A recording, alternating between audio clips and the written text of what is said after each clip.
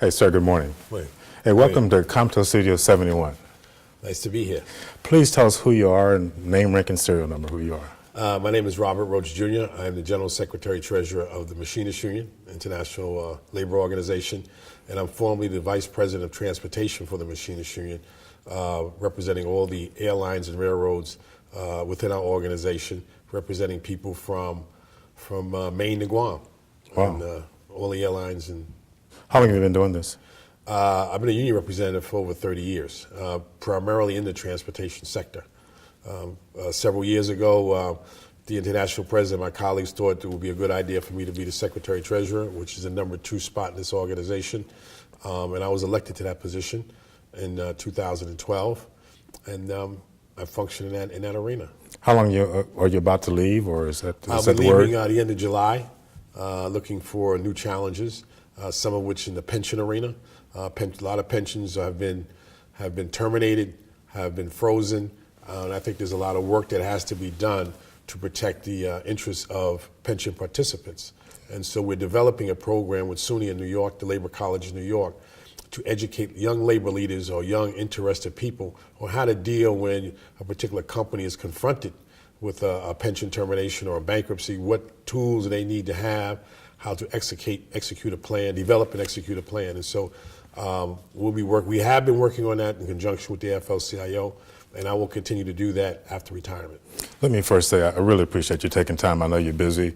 You told me you had a heavy schedule and going back and forth to Capitol Hill and trying to keep Congress straight, so I appreciate that. Let's talk about your connection with COMTO. How did you get involved with COMTO? Basically, our Vice President of Community Affairs, Diane Babineau, she's very well connected with COMTO, and she believed that we all should be, especially those of us who started when I was in transportation, should be connected. And she introduced me to the various officials over there, and we've been very supportive of the things that we're trying to do. Again, I've been very busy interacting with a lot of different people, but the efforts of COMTO have helped us on Capitol Hill, even in dealing with high-speed rail. COMTO always has a position, right, and they always are well connected with the various people and can get us access to people that maybe we normally couldn't have access with. I know from the past, talking about access, there was a time that you and Mrs. Cunningham and Corinne Brown were working high-speed rail issues together. You were. Yes, we were, all of labor, we were working, we went to a meeting with President Obama, Okay. Vice President Biden. We went to a meeting and Secretary of Transportation at the time, Ray LaHood. Right. And our concern was at the time that we were going to spend billions of dollars on high-speed rail. And from labor's point of view, and many Americans and many legislators, especially Corinne Brown, the concern was that these trains that the parts be made here, the trains be assembled here, and they be maintained in the United States of America or North America. And there were a lot of people from different countries at this meeting trying to get this work for places like Spain, right, or China, or Japan, and we were successful in putting some limitations on the work that could be performed outside this country. So Corinne Brown was very helpful. COMTO was very influential in not only establishing the meeting, but getting some of our ideas put forth into action. That's a heavy lift, though. That's a lot of work to go back and forth. Absolutely. Like I said, billions of dollars. We're talking billions of dollars in high-speed rail, which is sorely needed in our country. In other countries, high-speed rail and rail are subsidized by the government, in which we've had a difficult time getting the government involved in rail or in air projects. But we need rail. Rail is the way to move goods and services throughout our country. In fact, in Europe, it's second nature to have high-speed rail. Absolutely. It's like getting on a bus here. Absolutely. The same thing. I watched it develop in Japan, and they have. You can go on top of a building and look down. You can see all the rails interacting: high-speed rail, commuter rail, passenger rail, cargo rail, and it's all interacting because they're very proactive. It's not just interactive, but it's seamless. It's like it's just the way they do business, and there's nothing to it. We've had problems with in our country with Amtrak, just funding Amtrak, which is an essential service. And I think people are now coming around to the fact that after years of active activism by labor, by COMTO, by a lot of labor people, dealing with then Secretary of Transportation Rodney Slater, Norm Mineta. We've been able to get the funding issue for Amtrak on the front page, because a lot of times every year you'd have to go back and get funding for them. It was a difficult thing. It wasn't getting the equipment that you needed to update it.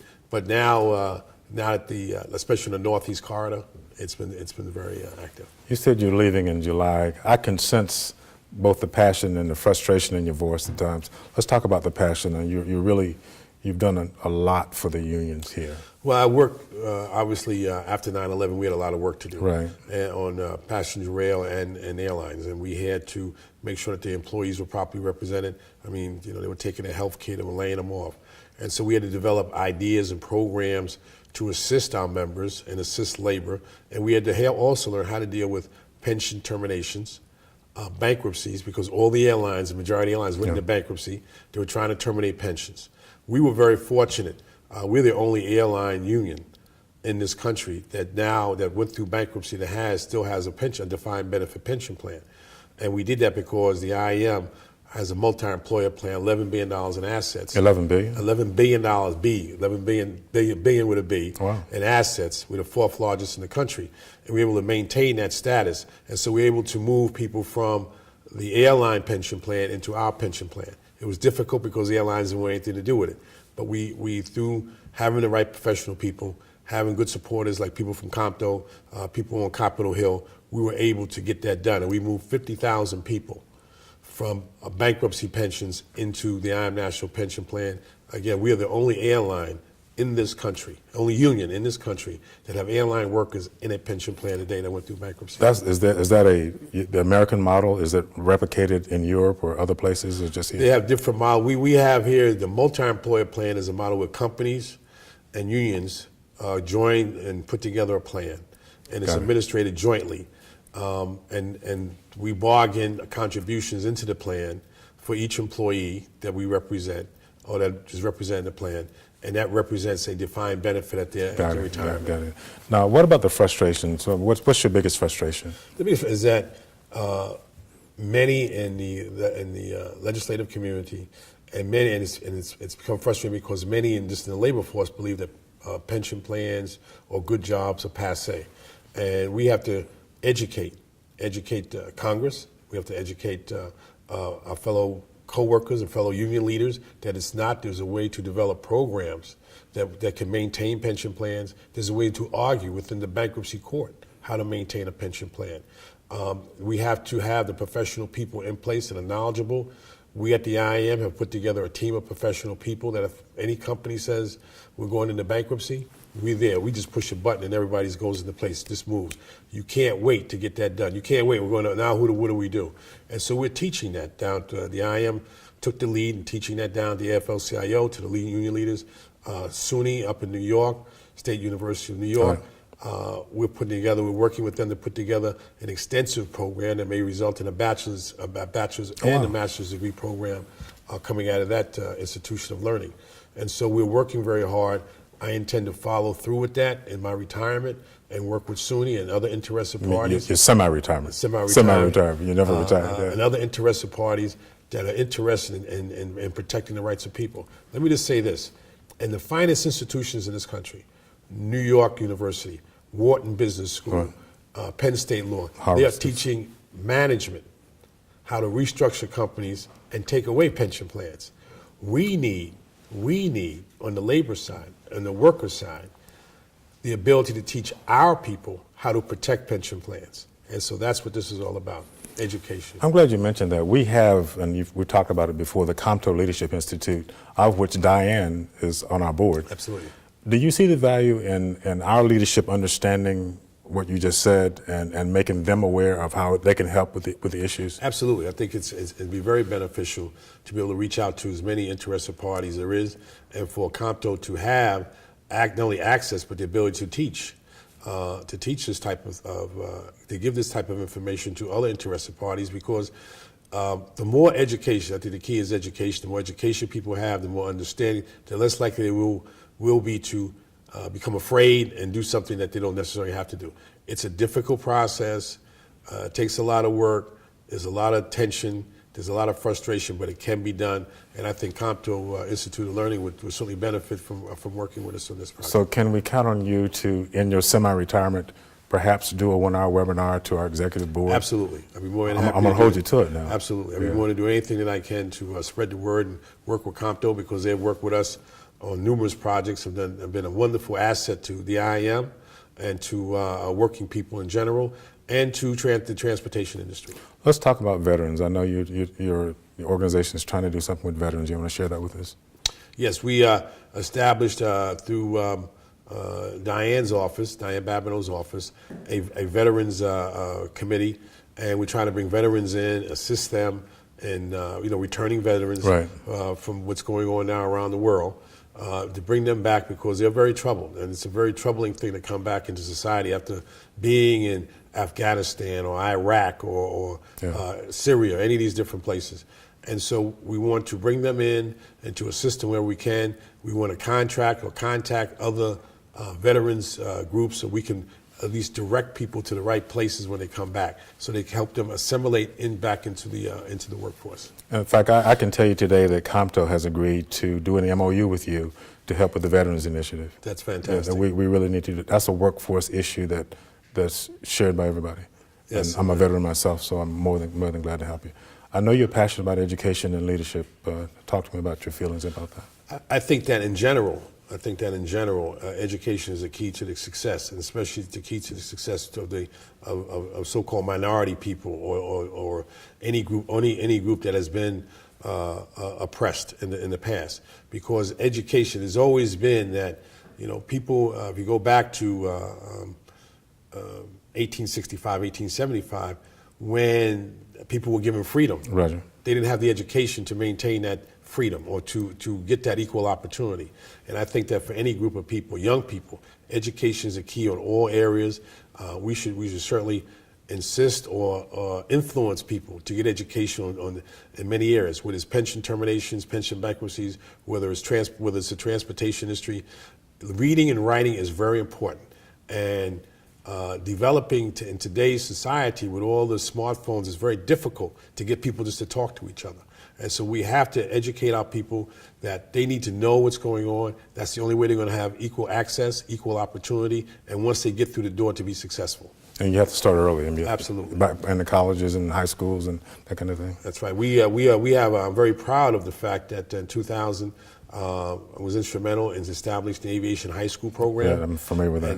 And what we have done is we bring down to 25 top students at aviation high school to our training center. And the training center is in? Is in Maryland. In Maryland, that's correct. In Hollywood, Maryland. And we bring them down there and we have discussions about work, the responsibilities of work.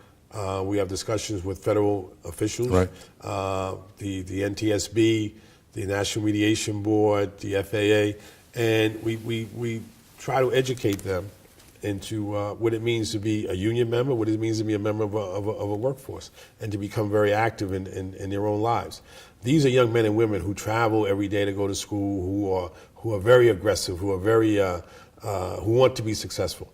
And so I think that program, and just to throw a little something in there, I was named Man of the Year for Aviation High School in 2009. Congratulations, man. Very proud of that. Yeah, good. And so developing those type of programs. We have to develop programs through which people can become educated through not only the normal academics, but to train them on work. What does it mean to go into the workforce? To go into the workforce, what are your responsibilities?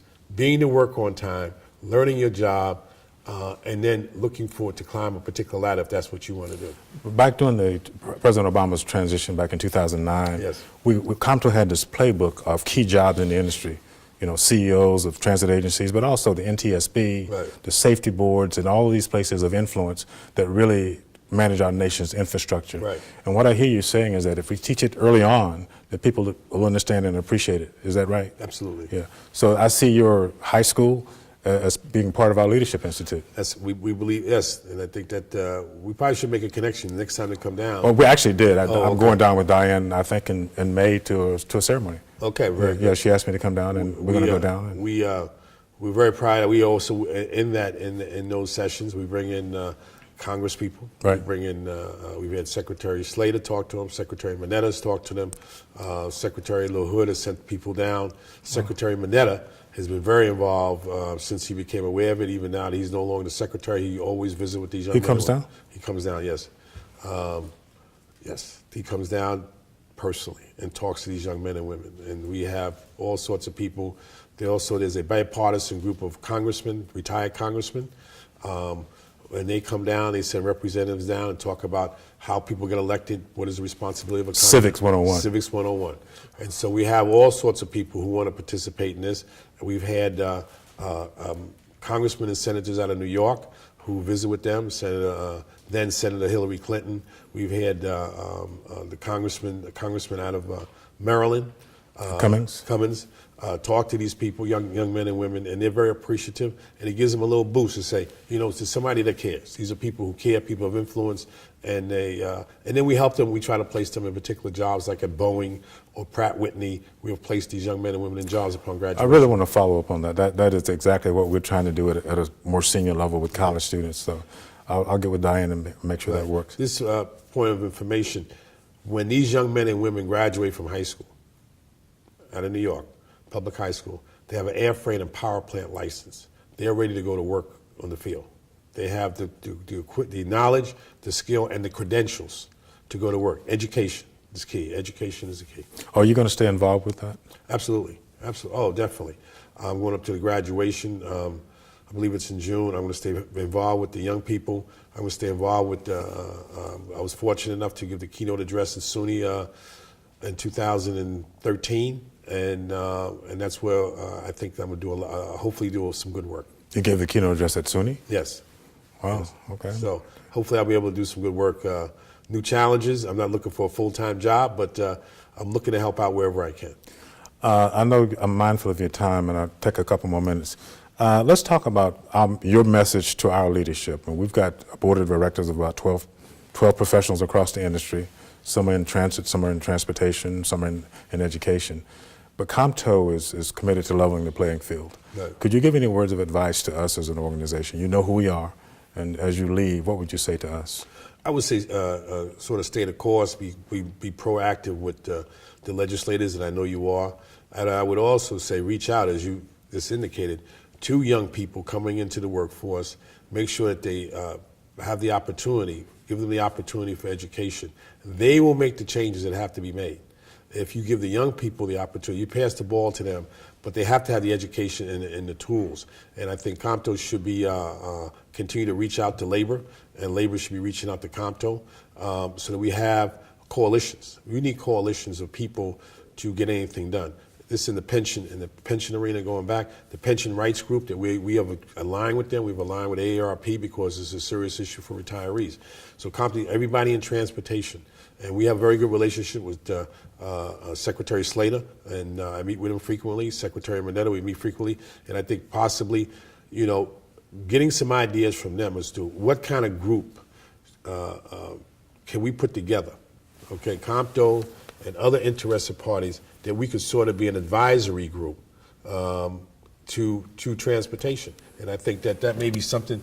Now I'm just throwing this out. Okay? No, I'm catching it. Okay, I'm just throwing this out. Yeah. Let's get Secretary Manetta or Secretary Slater and get some of these people. Okay, who do they know that would be interested in being an advisory? An advisor to some areas of transportation and rail and air, and what we have to do to get jobs in the community. Okay, get jobs. I mean, Baltimore, for example, is a massive airport, very good airport. I go through, I'm very proud to see all the people, young people that are working there. But what do we do to maintain those good jobs and get jobs on the field? These airline jobs are very good jobs. We have to maintain good jobs there. We have to get the people in the community the opportunity to get those jobs, okay? You mentioned Secretary Slater and other former transportation secretaries. Right.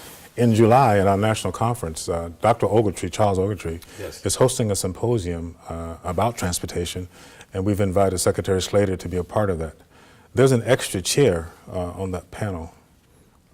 Think I could get anybody from your organization to sit in that chair? I'd be happy to sit in that chair for you. Okay, then that's the deal. It's okay. On Saturday, the 11th of July.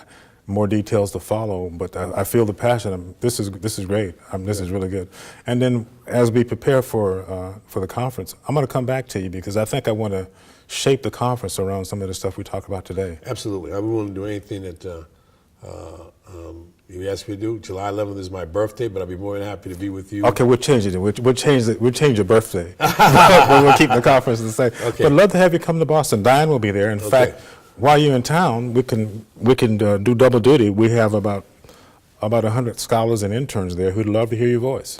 Absolutely. Everyone will. I've done a number of engaging talks. I love to talk to young people. I love to talk to people about what I know and what I've learned, what I've experienced, the good and the bad. And I think if you can learn, if I can impart some of the bad, then they won't make those mistakes that maybe we made, and they could do some good things in the future. So I'll be more than happy to assist in any way I can. Well, just spending time with us today is really good.